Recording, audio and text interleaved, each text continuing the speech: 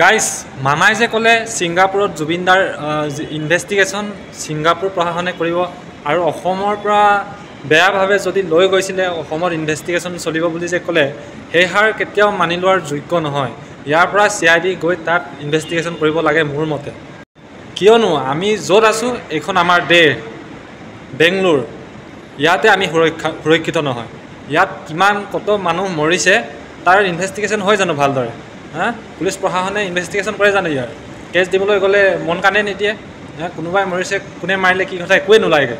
চ' তাত সেইটোতো এখন বিদেশ, এইখন দেশ, এই দেশখনতে আমাৰ নিজৰ দেশত থাকিও আমি সুৰক্ষিত নহয় আৰু বিদেশত এইটো কোনোবাই কাৰোবাৰ কাৰণে ইমান চিৰিয়াছলি ল'ব জানো? যি দেখিছোঁ যেনে তেনে সামৰিব চেষ্টাহে কৰি আছে সকলোৱে। মানে যি দেখিছোঁ চবৰে মনত আছে চাগে জুবিনদাই গোৱা গানটো পলিটিক্স নকৰিবা বন্ধু। জুবিনদাৰ প্ৰতিটো গানে কিবা এটা নহয় কিবা এটা কৈ যায়।